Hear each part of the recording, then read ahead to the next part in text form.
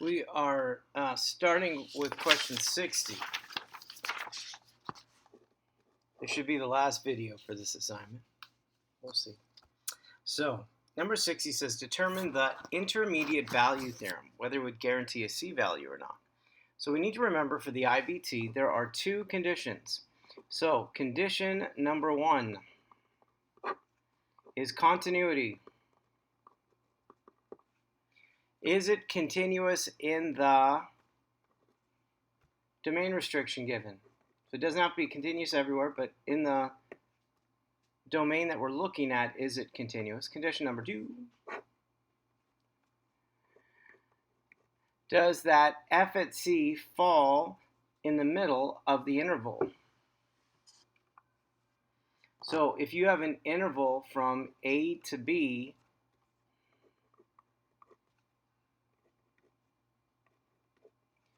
does that f at C, does that y value fall in the middle of the y values of the domain restriction? So we're going to look at the two conditions, and then if they meet it, then we're going to keep going. So part A, x squared subtract 4x subtract 8. So step number 1 is, does it meet condition number 1? So condition number 1 is there a continuity? Oh, and it goes from -4 to -1. So first of all, is there continuity? Well, it's a parabola, it's quadratic, polynomial, it's continuous everywhere. There are no domain restrictions. So condition number 1 is met. The second one, we actually need to substitute in. So f at C equals 4. So to do this, we need to plug in -4. We also need to plug in -1 and find the y values of those ends of the domain. So that would be -4 squared, -4 times -4, and then subtract 8. So that certainly looks like 16, 16, 32, take away 8, which is 24. Then you have to look and plug in -1. So when you plug in -1, I get 1 plus 4, that's 5. Take away 8, that's -3. So is this value 4 in between 24 and -3? So does it meet both conditions? So that means there is a C value that meets the intermediate value theorem. Now, how do you find that C value? Is you take the function x squared minus 4x minus 8, make it equal to 4, and then solve for x. So it's a quadratic, so we're going to subtract 4, that's -12. We're going to factor it. So what two numbers multiply to -12 and combine to -4? That's -6 and +2. Then we're going to solve for x. So the first factor gives us the answer 6. The second factor gives us the answer -2. Now, of these, I have to go back to the domain restriction. So we're looking from -4 to -1. So I'm going to cross out this 6 because it's not in my interval. So what's the only C value that satisfies the intermediate value theorem? And the answer is -2. So when it equals -2, you get that answer. All right, B.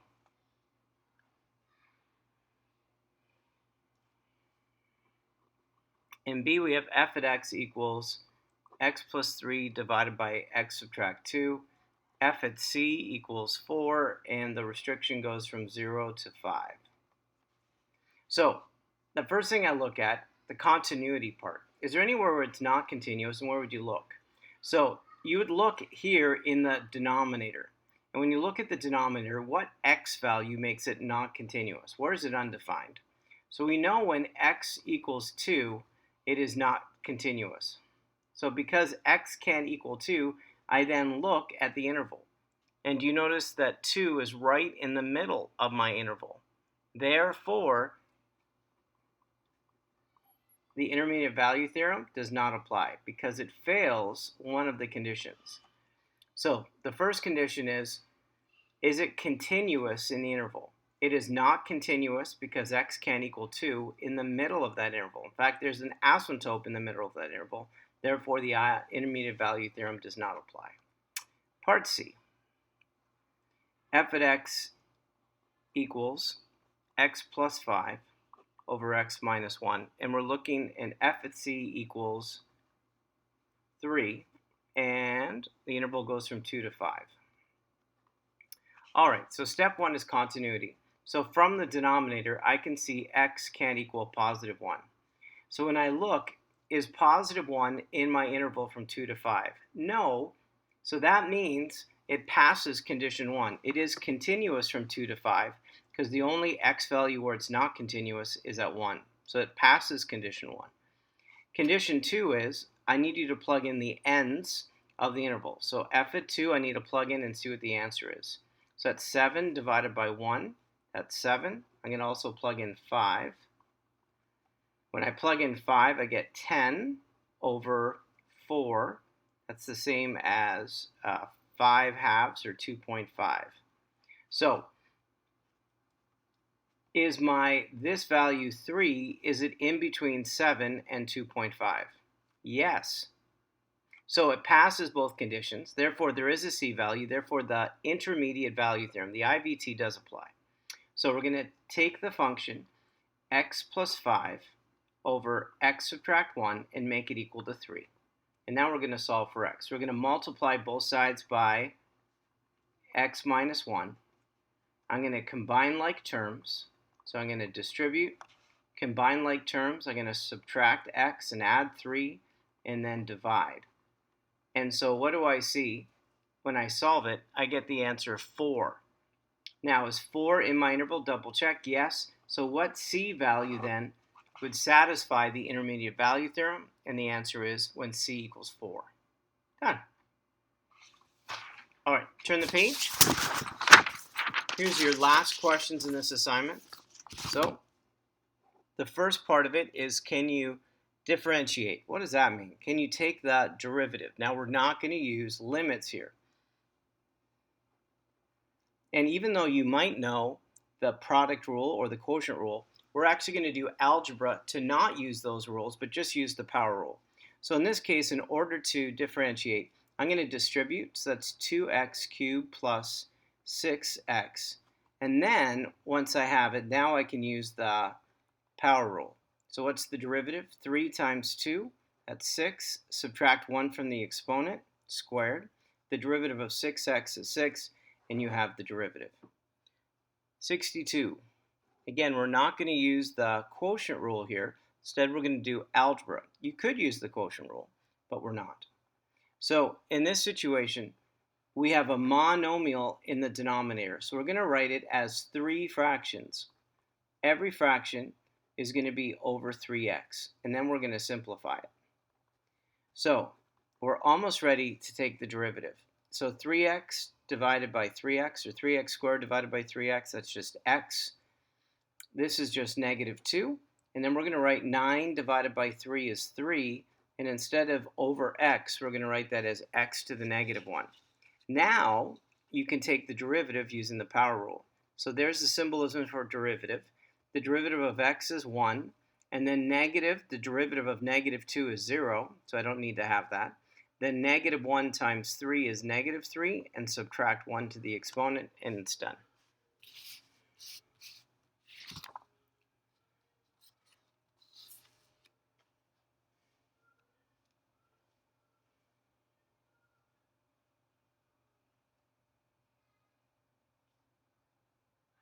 '63. In number 63, you're given, again, I want to write this in a way where I can do the power rule. So I see 1/4, and then I'm going to go x to the negative 4. So that x in the denominator can be written with a negative exponent, so we have no fraction. Then, can you do the power rule to take the derivative? So negative 4 times 1/4 is negative 1, and then subtract 1 to the exponent, and that's negative 5. So it's negative x to the negative 5. Done.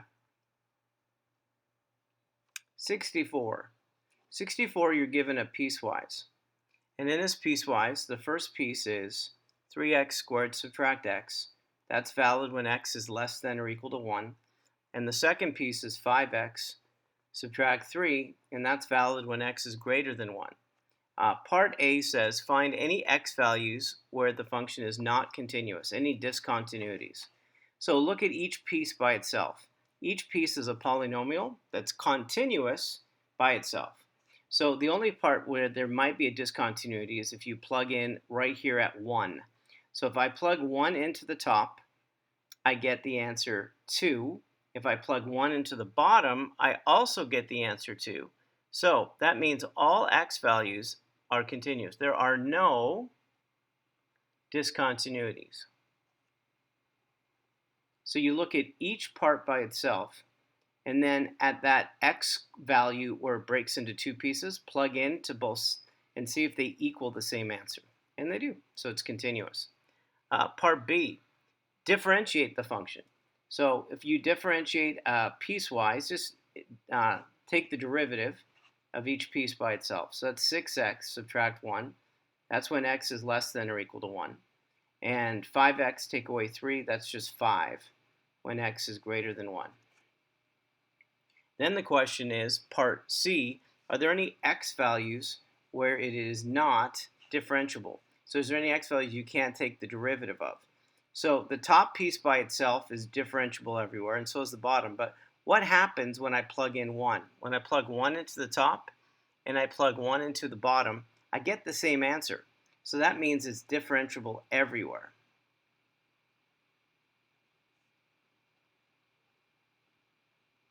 So this is a continuous function.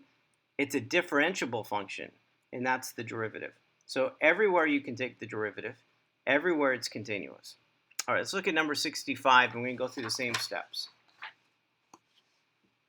So number 65, again, is a piecewise. The top piece is 3x squared subtract x. That's when x is less than or equal to 1. This is similar to what we just did, but here's a little different piece. So 5x take away 2. That's when x is greater than 1. So step number 1, is it continuous everywhere? Well, each piece is continuous.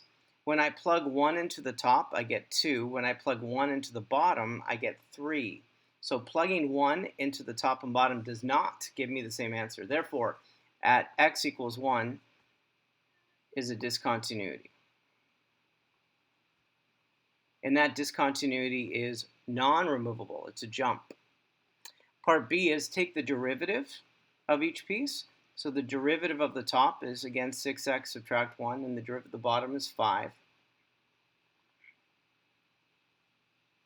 Now, when you take the derivative of the top and the derivative at the bottom, you might think, oh, wait a second, plug in 1, you get the same answer. But right here already, as soon as you know it is not continuous, there's a jump. The derivative doesn't exist at a jump. So at x equals 1, it is not differentiable, even though you get the same answer. That's because there's a jump. So when there's a discontinuity in the function, you cannot take the derivative. So at x equals 1, there's a discontinuity. Automatically at x equals 1, it is not differentiable. 66.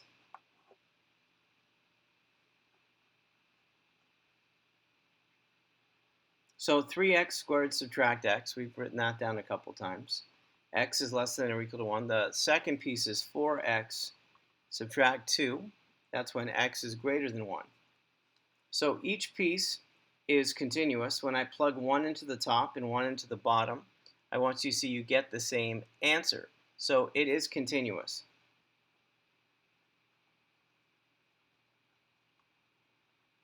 There is no discontinuity. Part B is, can you take the derivative of that? So that would be 6x subtract 1 when x is less than or equal to 1. And the bottom would be 4 when x is greater than 1. Again, when you plug 1 in to the top and 1 into the bottom, you get two different answers. So 1 in the top gives you the derivative of 5, and 1 in the bottom gives you the derivative of 4. They don't agree, therefore you can't differentiate at x equals 1.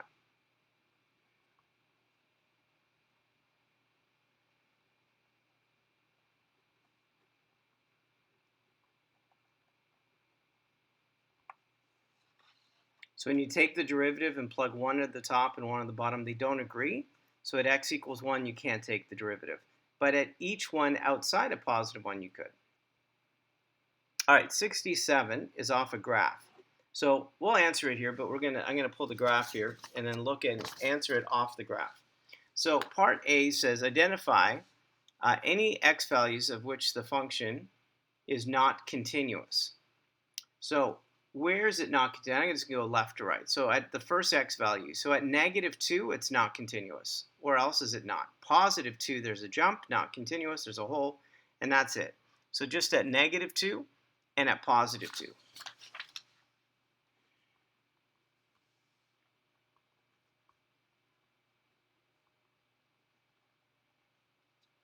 Part B for 67 is, where can you not take the derivative?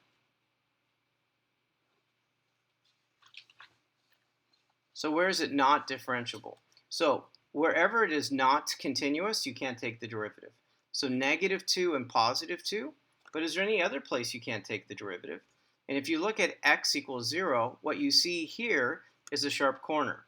And really what you see is the derivative to the left and the derivative to the right don't agree.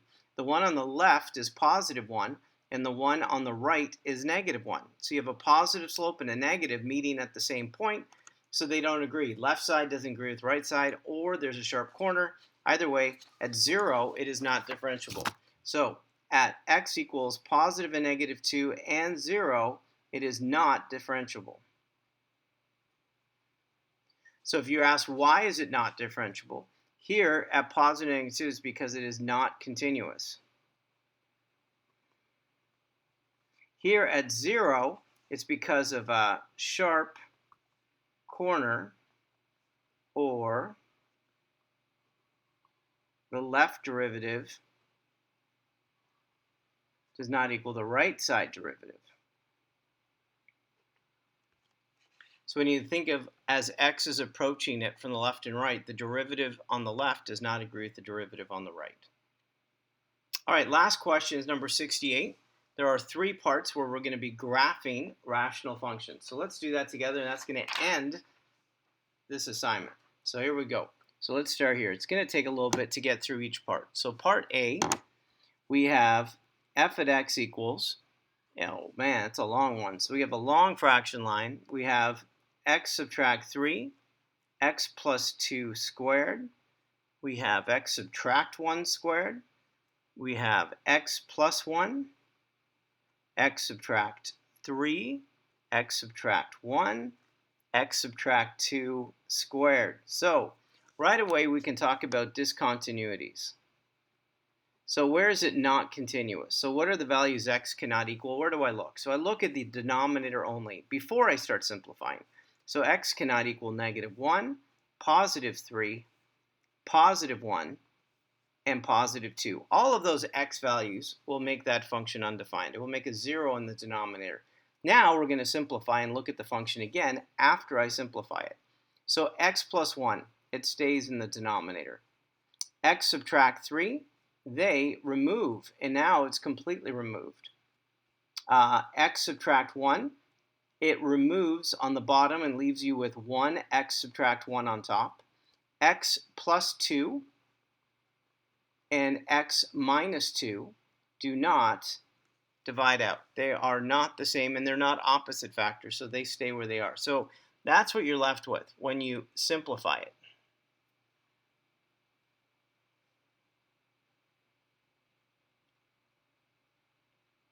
So now the next question is, what was removed that was there before? So I want you to notice that 3 was removed. So that means for this discontinuity, we have a hole at 3. So after I simplify it, it's now removed from the denominator. That creates a hole. And to find the y-coordinate of the hole, you plug back in, and wherever there's an x, you plug in 3 and just do the work. So 3 take away 1 is 2. 3 plus 2 is 5 and squared. So that's 25 times 2.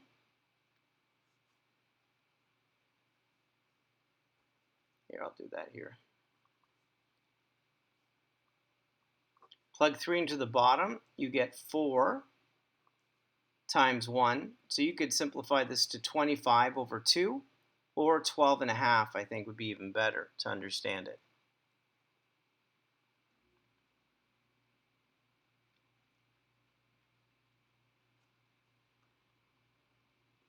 So there's a hole at 3 and 12 and a half.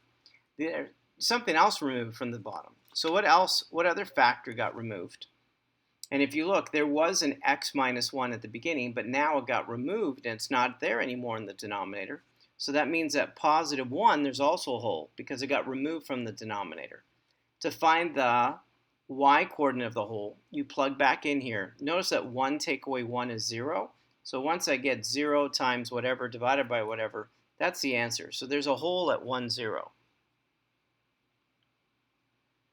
Now, what remains in the denominator creates vertical asymptotes.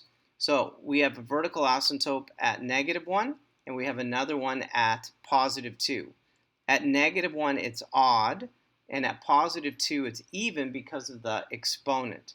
So at negative 1, it's going to go up in one direction and down in the other, and at 2, they're going to go in the same direction. Intercepts might be helpful, so we're going to figure out what the intercepts are. So there's an intercept. There would be an intercept at positive 1, but it's a hole. But there is one at negative 2, and it's even, so at negative 2 it's going to touch and not cross over. If I plug in 0 to find the y-intercept of what's left over, 0 gives me the answer negative 1 times 4, so that's negative 4. And then here is positive 4, so negative 4 over positive 4, the y-intercept is negative 1. Now we're going to graph this.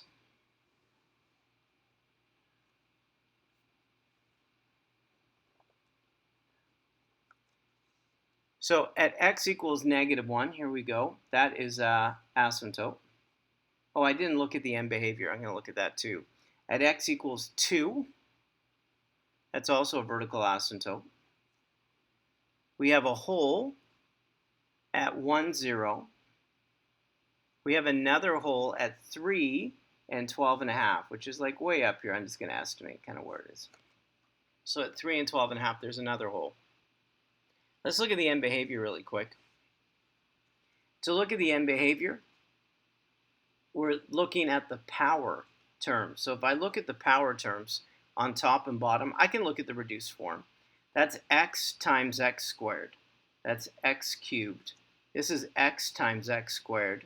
That's x cubed. So when I divide it, I can see that the end behavior, the horizontal asymptote, is at y equals 1.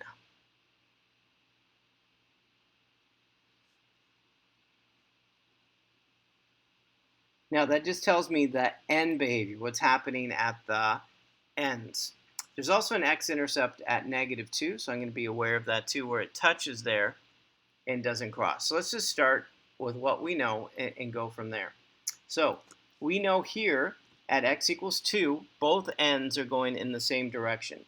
So does that mean both are positive or both are negative? So pick a number bigger than 2, like positive 3 gave us a hole. Positive 4 is clearly going to give me a positive answer. So this is going to start above, and you can see the curve and what's going to happen when you curve that. Now, the other end is going to be the same thing. So on the other side, because it's an even asymptote, both are going in the same direction.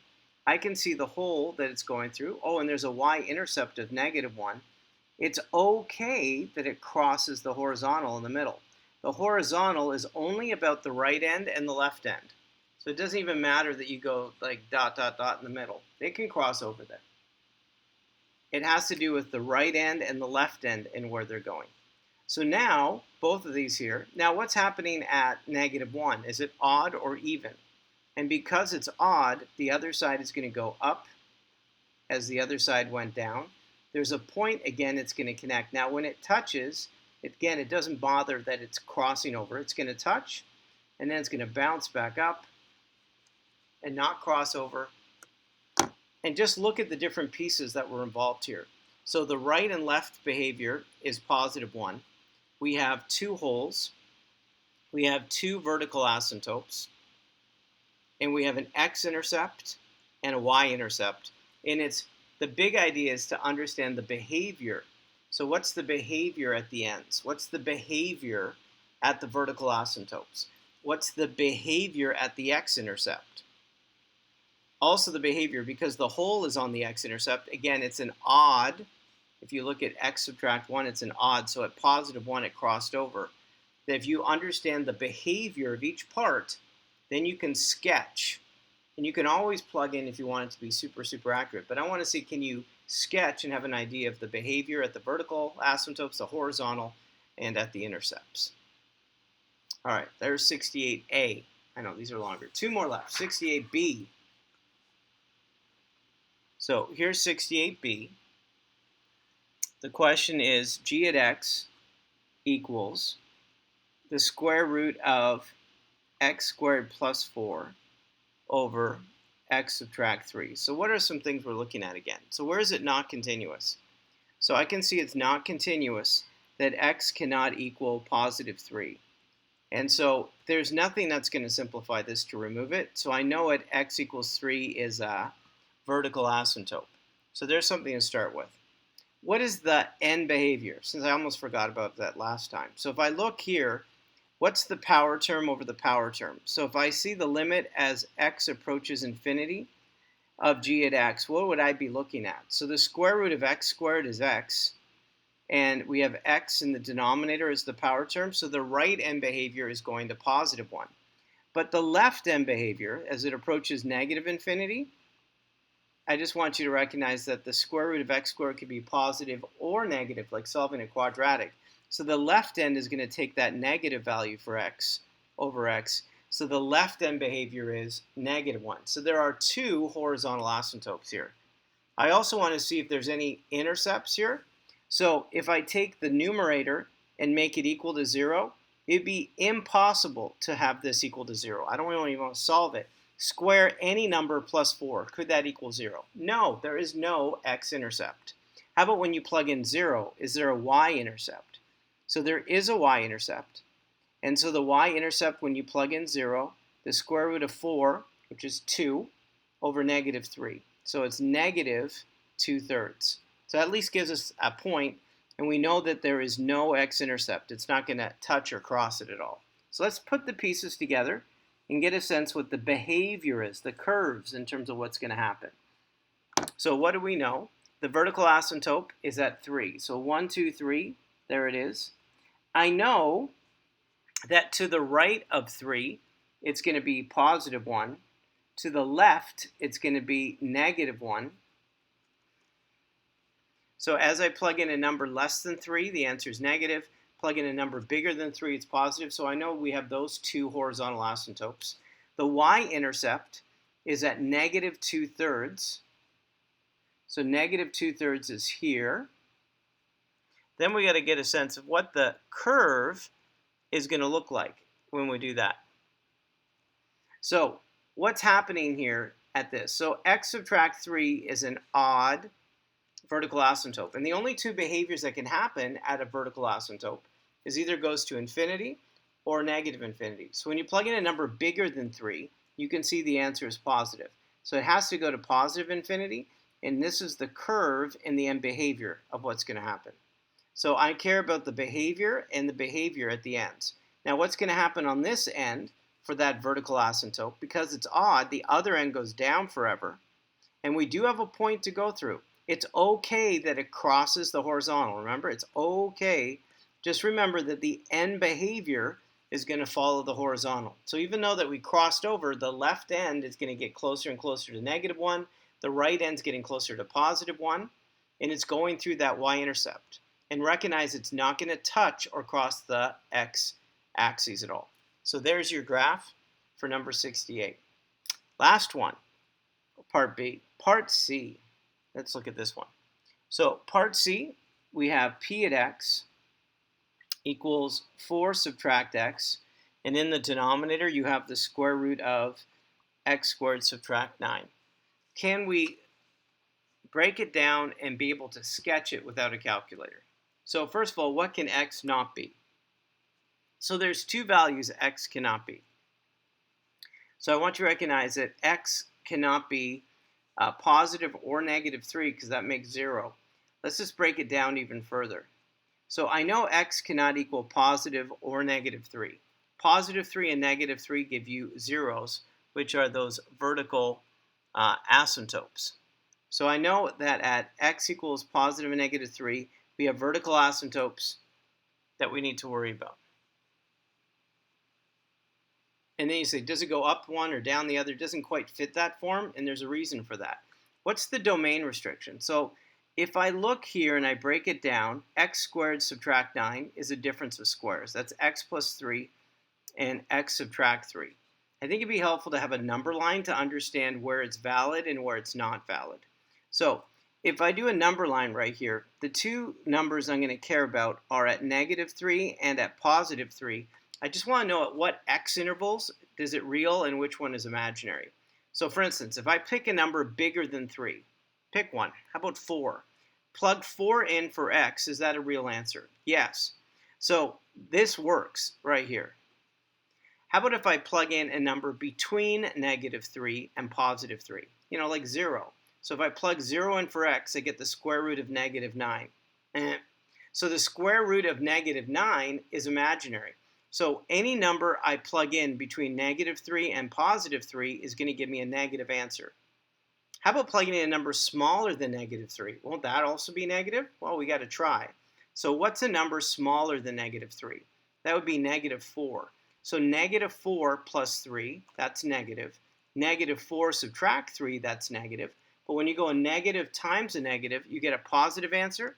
And because you have a positive answer, the square root of a positive number is real. So what is the domain restriction here? So the domain here, so it's important for my graph to know, goes from negative infinity to negative 3, but does not include that, and goes from 3 to infinity and doesn't include 3.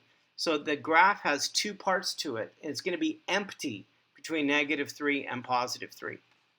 When I look and understand what the x-intercept is, the x-intercept, if I plug in 4, you get the answer 0. Is 4 in my domain? Yes. So 4 is 0 is good. That's an x-intercept, and it's in my domain. So when I plug in 4 into the bottom, I get a real number. So it's 0 divided by a real number, not 0 divided by an imaginary number. The y-intercept, when I plug in 0, there is no y-intercept. So when I plug in 0, we already did that. At 0, there is no graph. It is imaginary. So there's no y-intercept, but there is an x-intercept. All right, let's try to put this together. I know this isn't simple. So I know you're going to do it with me, and it's tougher to press pause and try it by yourself. But saying that, if you have the bravery to press pause and try to put these pieces together first, do it. And do it in pencil. And then if you made a mistake, you can erase it and then try to learn from your mistakes. So, you know, the old, if you don't take a shot, you can't score a goal kind of thing. So you have to take your shots, right? When you get a chance. All right. What do we got here? So 4, 0, that's the x-intercept. We have asymptote at 1, 2, 3. We have one also at 1, 2, 3, negative 3. So at negative 3 and positive 3. Do we have any horizontal asymptotes? So we look at the end behavior. So when I look at the end behavior, so I'm going to write it as a limit. So the limit as x approaches infinity of p at x, look at the power. So the top, the power is negative x, and on the bottom, it's the square root of x squared. So for the right end behavior, you use positive x. Then divide, and you can see the right behavior is negative 1. So here's negative 1. You can see what's going to happen, that we need that on the right side. What's happening on the left? So what's the limit going to negative infinity of p at x? So now when I do that, it's still negative x, but when you take the square root of x squared, you're now using the negative x answer for the left end, and a negative divided by a negative is positive 1. So on this side, you have positive 1. So that's the ends of where it's going. Again, recognize that it's completely empty in the middle. So what's happening here? Well, remember, at a vertical asymptote, it's either going to go up forever or it's going to go down forever. You can also tell here that because the exponent is positive 1, it's crossing. Well, if it's going to cross over, I see the end behavior. So I know this is going to go up forever. It crosses, and there's the end behavior, because that's what fits for my puzzle. It's completely empty here. On the left, maybe it'd be helpful to actually have a point. I don't know. Like if you plugged in -4, what would the answer be to get a sense of it? Or understand, is the answer going to be above or below? Remember here, at this asymptote, it's either going to be going up forever or it's going to go down forever. So let's just think through it. If you plug in a number smaller than -4, what do you get? So if I plugged in like -5, well, negative times a negative is positive. So what would -5 get me here? I'm just going to get a point that might be helpful to you. So if I plugged in -5, 4 plus 5, that's 9. And then in the denominator, if I plug in -5, I get 25 take away 9, which is 16, and the square root of 16 is 4. So 9 over 4, that's like 2 1/4, 2.25. It's a positive answer. So what that tells me is here, to the right of it, it goes up. Now, it's nice to have a point, so I'll use it. 1, 2, 3, 4, 5, and 2 1/4. So you get a sense that there's the point. So it goes up forever at the vertical asymptote. It's going to curve through the point I just came up with. And then what's the end behavior? So it's going to get closer and closer and closer to +1. And there's your graph. That's it. And of course, for each one of these, I didn't do it on the video, but if you wanted to type it into Desmos to double check to see how accurate it is, you can do that. I'm looking at the behavior of it, the sketching of it.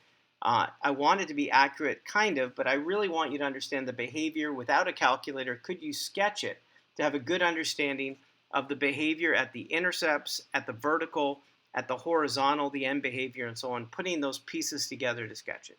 All right, Mr. G Math, over and out. I am so proud of you. You got to the end of this. Hooray, kudos, all of that. And we're going to see each other again. So, until next time, over and out.